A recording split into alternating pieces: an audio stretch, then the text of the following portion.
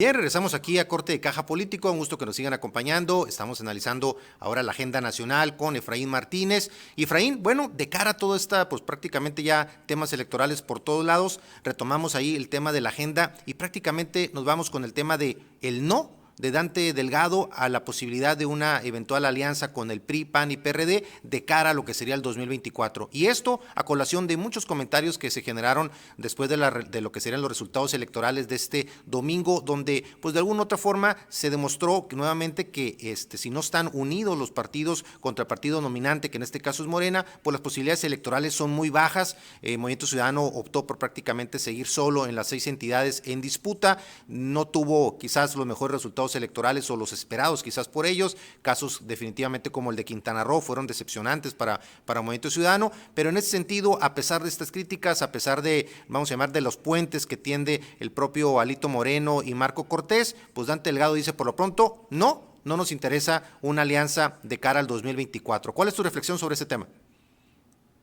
Dante Delgado lo explicaba hoy en una entrevista con Ciro Gómez Leiva, en el sentido de que ellos están proponiendo una estrategia política muy distinta a la que ha manejado Va por México de los partidos PRI, PAN y PRD. En su análisis y en su estrategia política, él plantea que la alianza debe ser primeramente con los ciudadanos, con la sociedad civil, con las mujeres, con los jóvenes, con los médicos, con los trabajadores, con los agricultores, con los campesinos, antes que una alianza partidaria. Porque ¿qué es lo que se ha dado en las alianzas partidarias?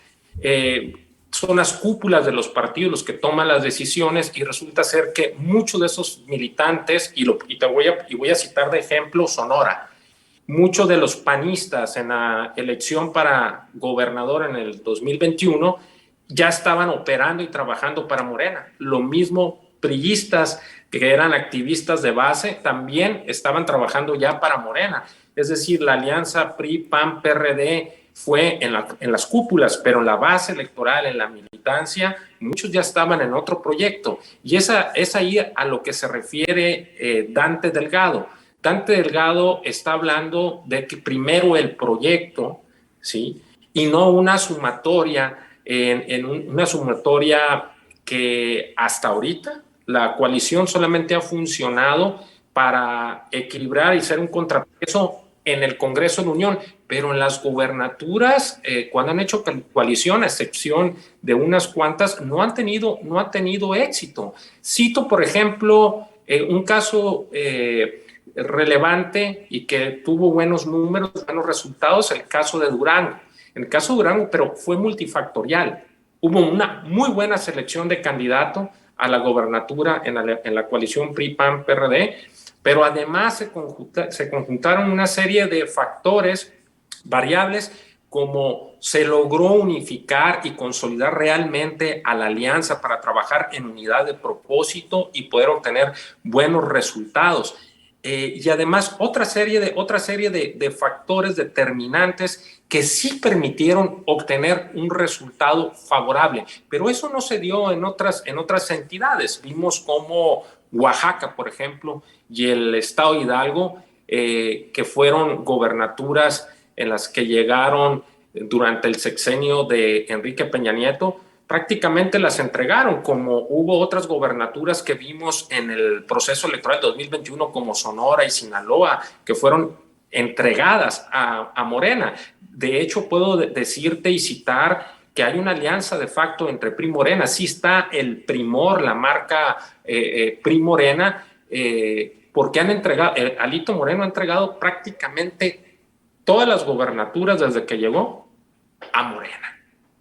Ahora, en ese sentido, que es uno de los temas también que tenemos ahí en la agenda, precisamente de cara al 2023, y el tema ahí, importante ahí la lectura que haces de que de alguna otra forma, pues hay factores ahí que en algunos estados le podría haber funcionado la alianza, en otros lados no, pero en este caso no es un riesgo muy alto para Movimiento Ciudadano el apostar a ir solos de cara al 2024. Ahorita lo vamos a analizar, ahorita regresando el corte, sobre todo en el sentido de que solamente habría lo que parecería una carta competitiva en Movimiento Ciudadano de cara a un enfrentamiento con otros partidos de cara al 2024.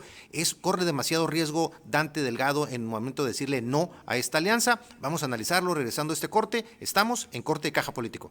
Bien, regresamos aquí a Corte de Caja Político, un gusto que nos estén acompañando en este miércoles de Corte de Caja Político. Y bien, platicando precisamente, Efraín, retomando el tema, no sería, o sea, básicamente un riesgo a lo mejor innecesario, dirían algunos, el de que Dante Delgado se esté jugando, pues el ir solos, independientemente que hable de una alianza ciudadana y todo esto. Hemos visto por experiencias recientes cómo, pues prácticamente el buscar un perfil de candidaturas ciudadanas no es quizás a veces lo más, vamos a llamarle fácil, un camino fácil, es complicado el tema de no tener un membrete partidista que tenga de alguna otra forma una influencia, una estructura a nivel nacional, y prácticamente, como sabemos, la carta fuerte de Dante Delgado sería Luis Donaldo Colosio. ¿No es demasiado riesgo apostarle todo a Luis Donaldo Colosio como un posible candidato de partido Movimiento Ciudadano? Ahora te voy a hablar de mi óptica como estratega político especialista en campañas electorales. En el tema de la alianza PRI-PAN-PRD, en el análisis cualitativo, hay un grave problema que ha afectado enormemente esa coalición. Es que a partir de que llegó el presidente de la República, Andrés Manuel López Obrador, ha implementado una estrategia de comunicación política muy exitosa a través de las conferencias matutinas. Y en esa narrativa ha podido lograr un adoctrinamiento ideológico en las masas, en el electorado, en la base electoral y social del país, en el sentido de una imagen negativa del famoso concepto del PRIAN. Entonces, cuando tú hablas del PRIAN, inmediatamente hay una reacción negativa de la marca PRIAN. Entonces, no es nada fácil poder llevar una alianza entre dos partidos ideológicamente distintos cuando tú tienes a un presidente de la República permanentemente retroalimentando esa narrativa. Y eso ha afectado enormemente a la marca PRI y a la marca PAN, indistintamente de los errores y desaciertos que han cometido a través de todos los años, de corrupción, de vínculos con el crimen organizado, de gobiernos ineficientes, de desatender a la ciudadanía y al electorado, indistintamente de esos problemas que hoy también los vivimos y más gravemente con Morena. Indistintamente de ello, creo que ha sido muy difícil poder coaligar. Por eso es muy importante. Hay algo que está haciendo muy bien Morena y que no lo ha hecho el PRI, PAN, PRD. Es la selección de candidatos. Ellos han implementado una metodología a través de encuestas y de varios criterios y varias encuestas para seleccionar el mejor perfil para cualquier cargo de elección popular. Estamos hablando ahorita para las gobernaturas, pero hay algo muy importante. La mayoría de las gobernaturas que ha ganado Morena en este proceso electoral y en el del 2021 son de figuras priistas, personas que estuvieron militando muchos años dentro del PRI, más de 30 años. Estamos hablando, por ejemplo, de Américo Villarreal, estamos hablando de Julio Menchaca, gentes o perfiles vinculados completamente al PRI, pero que se fueron a Morena. Por eso te hablaba yo del primor. Muchas de las bases del PRI ya están en Morena y se fueron desde 2018. No se fueron en este momento, se fueron de mucho tiempo atrás. Y lo mismo sucede en el PAN. Por eso el PAN ahorita ya nada más tiene 5 gobernaturas, el PRI tiene 3 gobernaturas, le resta, hay elecciones en el Estado de México muy importante, el principal bastión, el estado más grande de la República, en número de población, en densidad poblacional, estoy hablando, no en territorio, en densidad poblacional, y entonces nos encontramos con un contexto pero muy difícil para Alianza PRI-PAN-PRD. El PRD ya no tiene ninguna gubernatura, existe ideológicamente, pero está prácticamente a punto de perder registro. En cuanto a Movimiento Ciudadano, y hay otra pregunta, ¿cuáles son los perfiles que tiene el PRI, PAN y PRD para postular en el 2024? Porque yo nada más veo hasta este momento un solo perfil que ha ido creciendo paulatinamente y es una mujer, es Lili Téllez. No sé si el tiempo le va a permitir posicionarse en la intención del voto de aquí a que se vaya a tomar la decisión de una alianza PRI-PAN-PRD.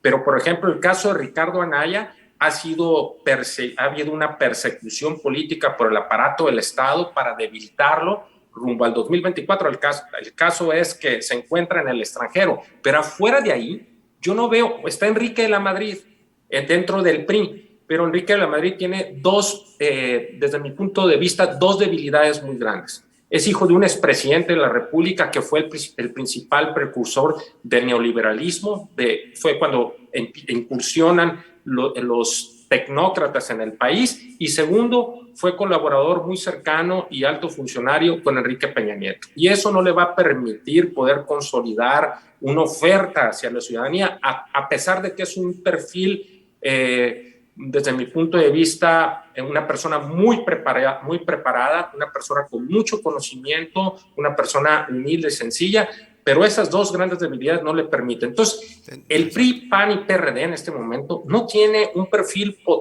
con potencial de crecimiento o competitividad o competitivo para el 2024. Sin embargo, sí lo tiene Movimiento Ciudadano.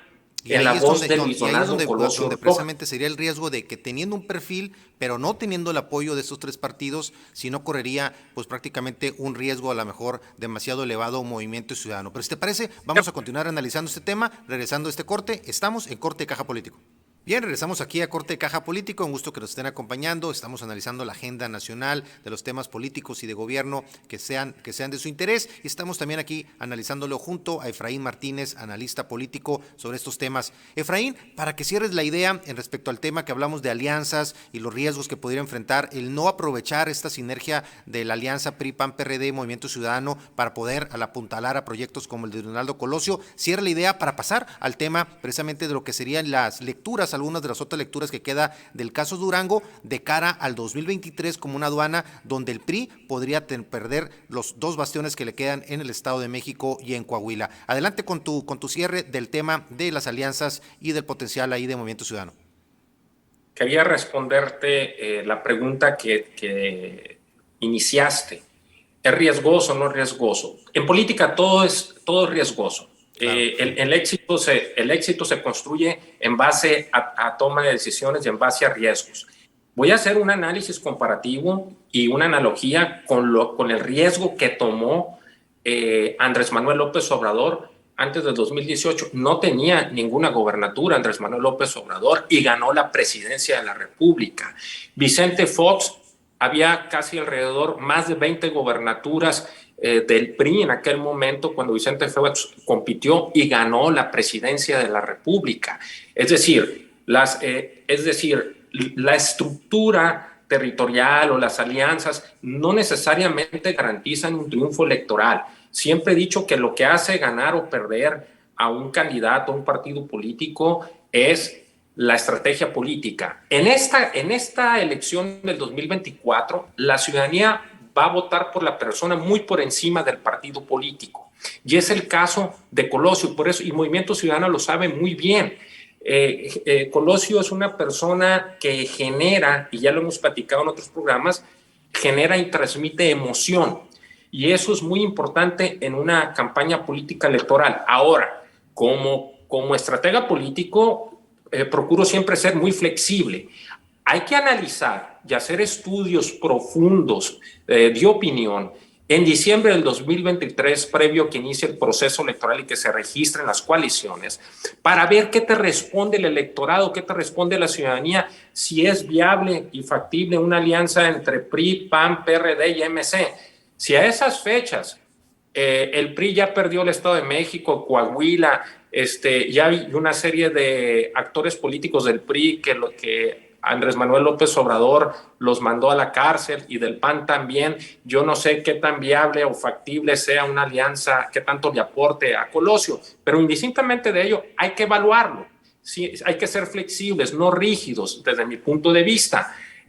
Yo creo que Dante él está muy consciente y lo que sí está muy consciente que él tiene el candidato, el perfil competitivo para el 2024, lo cual no lo tienen los partidos políticos de PRI, PAN, PRD. Y eso es muy importante. Ahora, se puede dar una alianza de facto, cuidado con esto. Ya se está empezando a dar en Nuevo León que alcaldes que eran del Partido Acción Nacional renunciaron y se fueron a Movimiento Ciudadano. Hoy leía una nota de Querétaro donde empieza a dar un fenómeno donde militantes del Partido Acción Nacional se van a sumar a Colosio, indistintamente de si el Partido Acción Nacional hace una alianza, una coalición partidaria con Movimiento Ciudadano. Es decir, es la persona lo que va es la persona lo que va a hacer la diferencia en este proceso electoral, claro, del 2024.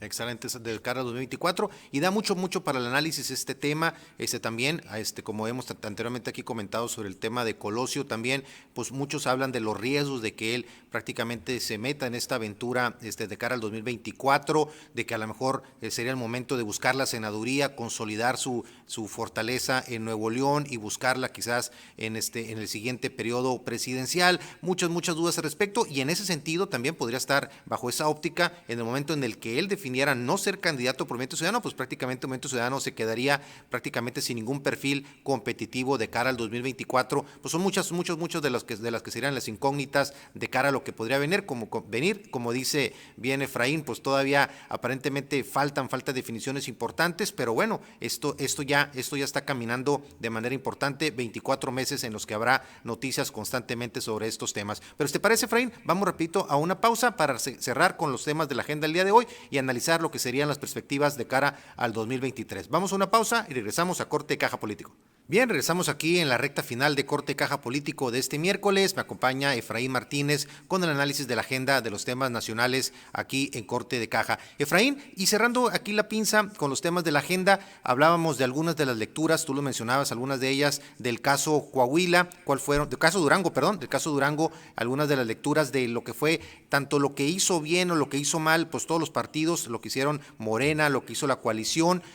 Durango prácticamente se convertiría, en caso de perderse el próximo año Coahuila y Estado de México, se convertiría Durango quizás en el último bastión del PRI a nivel nacional, por eso la importancia de que haya ganado en este caso la coalición con el PRI en el caso de Durango.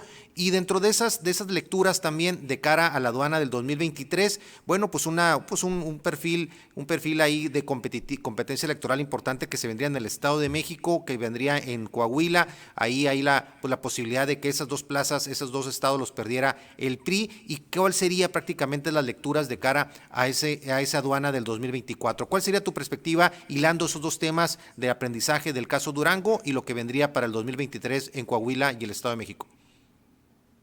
Te comentaba ahorita desde la perspectiva y la óptica de estratega político que lo más importante en una campaña política electoral, lo más importante en un gobierno es la estrategia.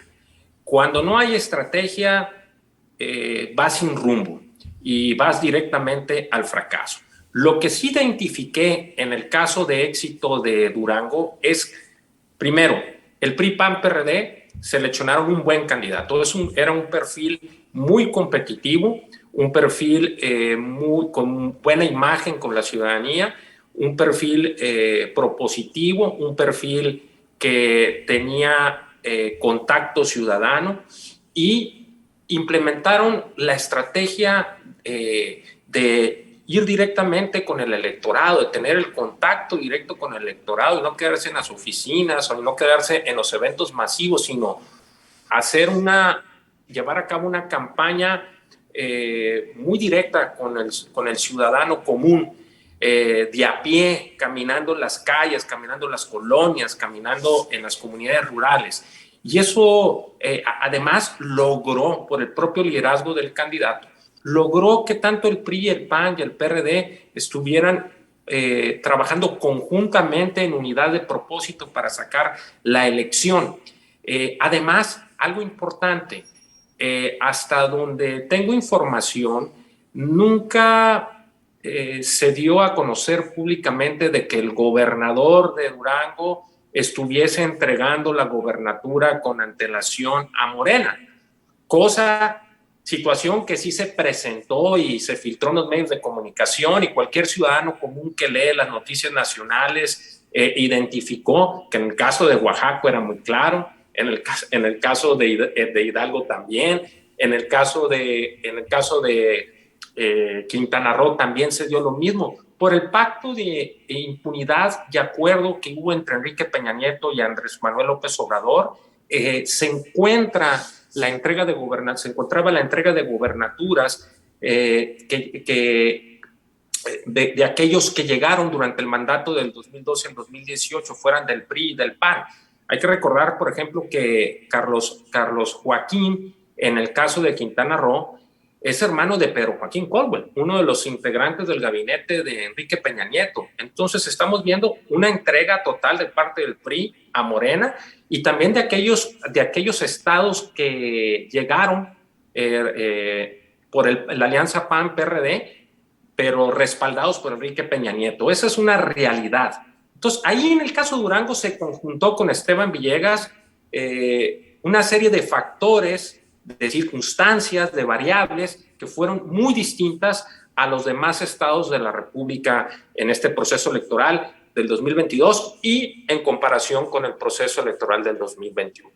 Claro, sería como comentamos ahí, aprendizaje ahí para lo que sería el PRI, por ejemplo. Quizás prácticamente la lectura es sin alianza, el PRI estaría destinado prácticamente a perder sus últimos bastiones. Si el PRI quizás no tiene una alianza sólida de cara al 2023 en el Estado de México y lo que sería Coahuila, estaría destinado a perder esas dos últimas plazas que le quedarían, ya nomás salvaría el caso de Durango. Así que muchas lecturas en ese sentido, también lo que harán los otros partidos políticos, lo que hará PRD, lo que hará el PAN, lo que hará también Movimiento Ciudadano. Así que interesante se pone el panorama como parte de las reflexiones que harán cada uno de los partidos con las elecciones de este domingo anterior. Así que, pues Efraín, te agradezco mucho tu participación del día de hoy aquí en Corte de Caja Político, como siempre interesante tus análisis, tu perspectiva sobre estos temas, y pendientes para tu próxima participación. Muchas gracias, Jesús. Un saludo y un abrazo a todo tu auditorio. Esperemos estar próximamente en tu programa.